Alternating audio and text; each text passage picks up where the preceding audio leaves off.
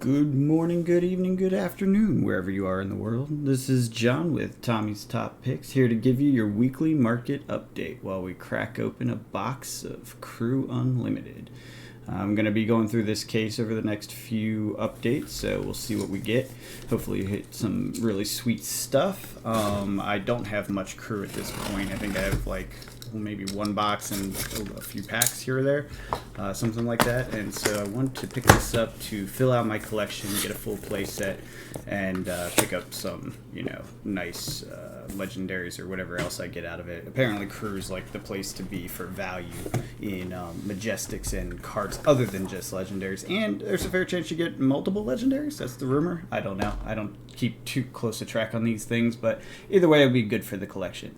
So anyways, let's jump in. This week I want to talk about thinking about the entire portfolio of what you're doing and how you're investing so that you can be smart about it and be careful about it, just as you get into this, because you can end up getting taken away by FOMO, taken away by FUD, and we'll talk about what both of those are, and it gets tricky. So I just want to give some guidance to let people stay calm while the market is kind of quiet. It's a good time because there's not a whole lot of news regarding the market to talk about. So let's call this like a general lesson. Oh, that was a bad flip. All right, well, we'll clean this up. But yeah, let's go ahead and jump in. So diversification, that's topic number one. The key way to have a risk-adjusted portfolio is to essentially diversify. That's the easiest, simplest, basic way. Now, a risk-adjusted return-focused portfolio also figures out what the Sharpe ratio is across multiple assets given any given amount of time and what the optimized portfolio ends up being. Now, most of this stuff is related if you think about crypto and owning, some Ethereum, some Bitcoin, some this and that and the other, right? Also applies to equities, obviously. Stock market is where all this was developed, but you see it in use a lot around crypto because it's such a volatile asset. It's hard to have a very safe portfolio. So how does this apply to cards? Well, you got to ask yourself a couple different things. What is the purpose of collecting cards? If your purpose is to play the game, then none of this matters, right? And that's fine. I love it. I mean, I love this game. I play this game all the time. Literally played a few hours ago with my buddy. So it's something that is totally viable, reasonable, and not a thing to worry about. Now, one of the cool things about playing a collectible card game is that you can put money into your hobby, right? And it's something you enjoy, and you have a good time. You hang out with friends. You do some cool stuff. And you also are putting money into an asset, quote unquote, that can go up in value. So that's powerful. That's very interesting, and that's one of the things that attracts me to it. Any of my friends will tell you that John loves markets. I love markets of all sorts, video game markets like WoW, auction house, things like that, versus crypto, equities. I work in finance for a living. I just love this stuff. So for me, the market is fun too. It's part of the hobby. So if you're that kind of person, or if you're just trying to get into it and understand safe ways to be a little bit of an investor, be a little bit of a collector for return, then here's some thoughts that might help you out. So as I was saying, the first thing is diversification. Being all in on any one asset in any one asset class is a high risk because it means if there's a catastrophic failure of that particular asset, then all of your ownership in it gets hurt. It doesn't always go to zero. Sometimes it just has slight, pullback, things like that. But it gets hurt all at once. Whereas if you diversify and you have multiple assets, one can get hit from bad news, bad logistics, bad problem here or there, bad release, bad set in the case of cards, while the others maintain their value. So what you can do is it helps reduce your volatility in the full portfolio. Now, because I love markets and I think about things these ways, this is how I'm approaching TCGs. I have Magic. I started with Magic. I played Magic when I was a little kid back in the 90s, and we literally had Black Lotuses we played with, and they are long gone, and I never got to sell them. But that makes me sad sometimes. But the reality is I didn't know any of this stuff back then, so it wouldn't have been much use. I probably would have gotten damaged or thrown away. So nowadays, though, I started Magic up again in the more modern eras, and I collected a bunch of stuff. And then I found Fab, and I was in love. First off, I love the game. The game is fun. Second, I love the collectible aspect of it, the cold foils, the rarities, the things they're doing to make it a collectible game. And they are doing it. I know some people are concerned after Monarch and all this and that, but the reality is this game is really solid for collectors and investors. It's just not solid for quick flip tindy types, which really no card game or collectible ever will be more than a short period of time. Anyone that thinks that's like a normal or a reality that you should expect is fooling themselves. And that includes things like crypto. The places where that happens are typically scams, and the people who make the money made it up to begin with. That's a pump and dump scheme. That's what that is. There's ways to fleece people, and it's dangerous. It's potentially illegal. It's all sorts of bad, and I'm not into that at all, and I don't care about those people. And let's move on to things that are interesting with this. So, diversifying allows it for, say, a set is bad for Fab. Call Monarch a bad set. I don't think it was a bad set. I thought it was an awesome set. But say it was considered a bad set because of the financial losses you lost in that purchase, right? You bought it at the highs. You were just in love with everything. Everyone else was too. It was all being pumped. Everyone was very excited. So you bought high-priced boxes. Well, they went down in value. Guess what? If you were diversified into multiple sets, such as WTR and ARC, they maintained and increased in value, right? So you ended up with an okay position.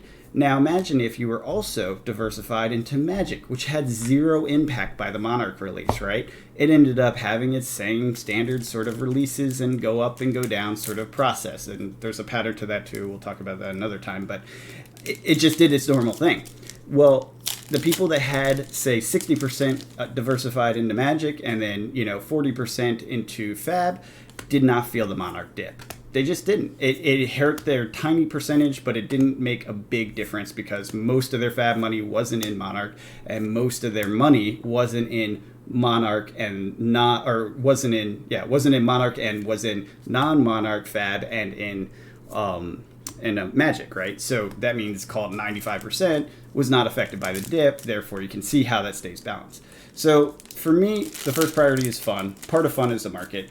First, the game. I love the game. Second, the market is fun. Part of doing the market and having fun with the market is diminishing your risk factor, right? Increasing your returns, decreasing your downside.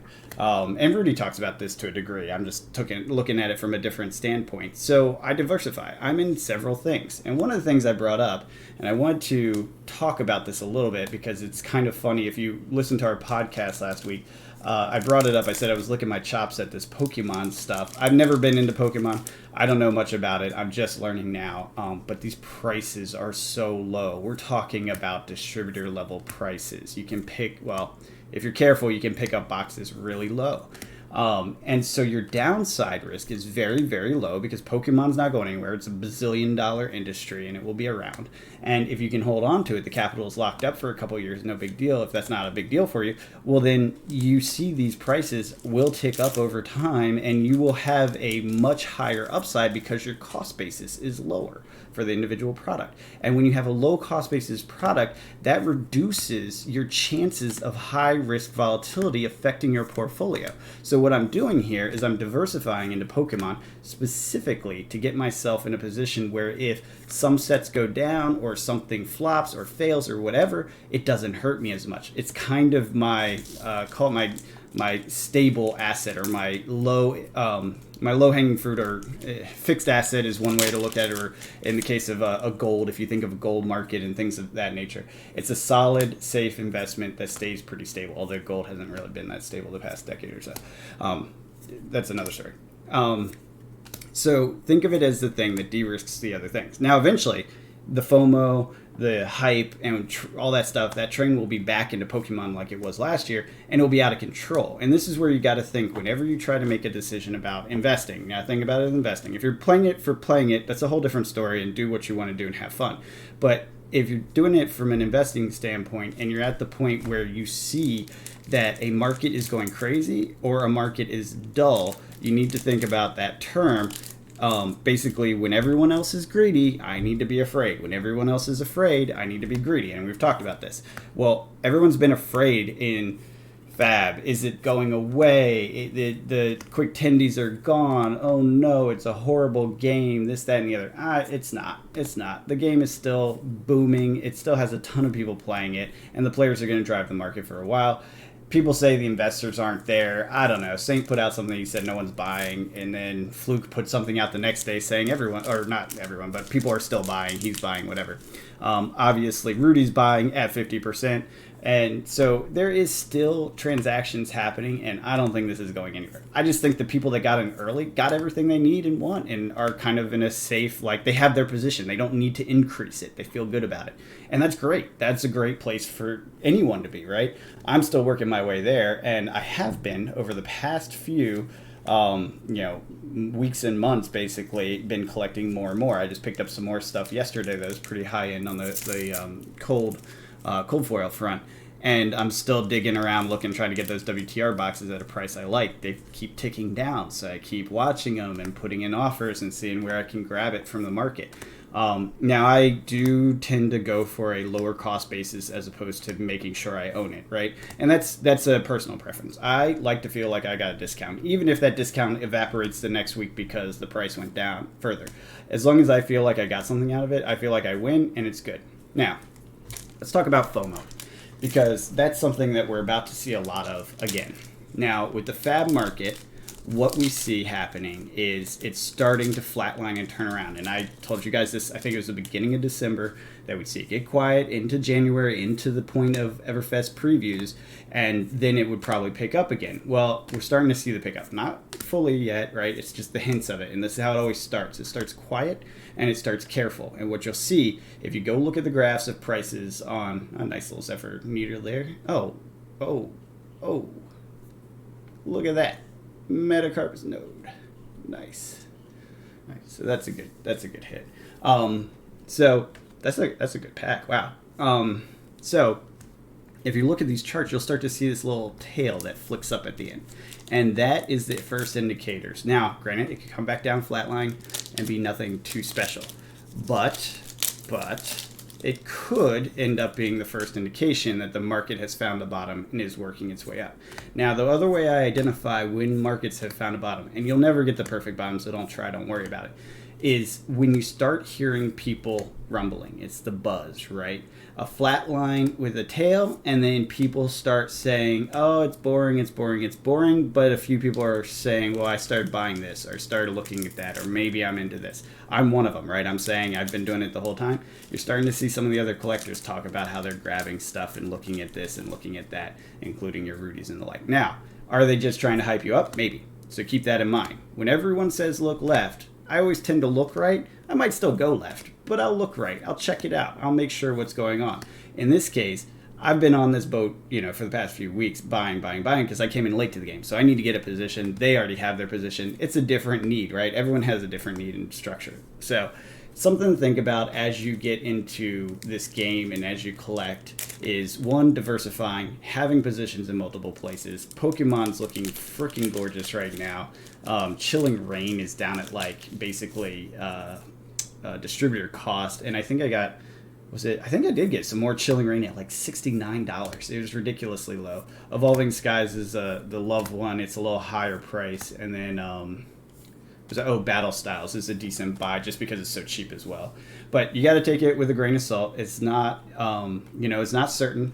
Nothing's perfect. But if you're buying a little bit every week, you're getting your position bigger and bigger, and you have a better and better baseline overall. It's dollar cost averaging in. Obviously, it's not exactly that because each product's slightly different. Each thing is slightly different. But if you follow the concept that individual pieces within a marketplace called Fab, the whole marketplace, are relevant to each other, which I think is a very reasonable way to look at it, then what happens is if one thing costs X, then another costs Y. A good example is if a legendary costs 10,000, then a case should cost 10,000, right? That's, oh, nice. Another hit. This is a good box. Oh, man. I wonder what this is going to end up in. So what you end up seeing is they move in tandem, not perfectly, but eventually they catch up. So cases will go up because sealed cases are harder to come by, and then you'll see the legendaries tick up behind them, and then you'll see the fables, tick up behind them, then the legendaries, and then the mythics, and then the things that are high use or rare, etc., etc. And we're seeing that. I think it's starting to happen. I think we've hit the bottom on a lot of stuff. I have gotten a little bit to the point of, I wouldn't say excitement, but I'm moving quicker because I can see this market ending. It's quiet. It's been great. and it's been a good time to buy for the past month and a half or so. And it's starting to end. Now, don't FOMO. Don't run in there and just go buy. Biggest lesson I ever learned in finance and investing is there's always, and listen to me, there's always another trade. If you miss one, let it go. Forget about it. It's no big deal, because guess what? There's another opportunity. I promise you there'll be another set. There'll be another investable. There'll be another collectible. There'll be another card game. You'll always have another opportunity to make your dollar. So if you miss one, so what? I had Black Lotuses. They're gone. So what? It would be great if I still had them. But I don't. So why am I going to lose sleep over it? It's worthless waste of time. Don't spend your time regretting the misses. And this is one thing, this is a place I disagree with Rudy. I get where he's coming from, but I disagree with him. He's like, I hate regrets. I don't ever want regrets. I don't want to miss out on something I love. So he just consistently goes in, which is a good policy, the consistently going in thing. Good policy, because you don't know what's going to hit and what's right. But the thing I don't like to live by is fearing regret or missing out, right? If FOMO is your life, which it isn't exactly how he's describing it, but if you're worried all the time about missing out, or you miss something and you regret it, and that drives your investment decisions, that's how you end up making bad trades. Okay, throw that across the board. That's how you make bad trades, and you just don't want to do that. If you stay calm and say, hey, I missed that one. I made a mistake, right? If you just accept it, I made a mistake. It's not the end of the world. I'll get the next one. And he has. And he is doing that. Now, learn lessons from it, move on. And I think he learned his lesson that I should just invest in everything that comes along, and then I'll never feel like I missed it. That's one way to adapt. There's other ways too, but that's how I look at it.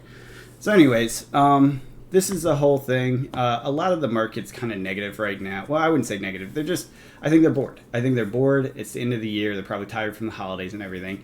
And people are just being kind of antsy for Everfest. And don't worry about it. Don't let it get to you. Just stay the course, like Rudy likes to say. Continue to get your positions. And I'm pretty sure this game will be around and stand the test of time, because it's an awesome game and it has a lot of cool features to it. I think people don't quite appreciate what they've done here. They kind of missed the message. So anyway, so let me go ahead and get this stuff all sorted out. And a word from our new affiliate. Look at that. That's a fancy new thing for us in the new year. And then we'll get these prices up and let you know how things went. Hey guys, if you want to support the channel, check out the link in the description below. Cardamajig has become an affiliate of ours. Basically, I reached out to them because I love their products so much, so I want to support them, and they're willing to support us back with this affiliate link. It's essentially a reusable draft product, solid plastic construction that fits 16 double sleeve cards no problem. So you can recreate that WTR experience by putting each pack into one of these Cubamajigs and essentially redoing it again and again with your friends. If you get bored of that, you can change it up by putting in different types of cards, maybe rares and above only, so you do a hyper power draft. Me and Tommy love drafting, so this product's perfect for us, and I thought it'd be great to share with you guys. And if you like it, it will support us if you click the link and buy some products from them. They also offer a variety of art and different options when it comes to the way they look. I picked the 5 of each color, but you can get specific art. Some of them are magic artists and the like. I mean, it's a great product. It's fun to do with your friends if you want to relive draft without having to buy a new box every time. And if you like what we're doing here, check it out. See if it's for you. Now let's get back to the content. Alright, so here we go. We're going to go ahead and get these cards out here. Gaze of the Ages, 461. Rattlebones, 381. Stamp Authority is $5. And I got a Rainbow Foil Plasma Purifier, that's $17. Heron's Flight, $125. Arg Smash is $102, and then of course the two big hits. The Metacarpus Node is $21.99, and the Blood Sheath Skelta is $26.70. Total box is $81.36 out of a $76 box. So good hit, good win. If you like the content, leave a comment. This is what the format will be from now. I will take feedback, so I hope you guys have a good one. Bye.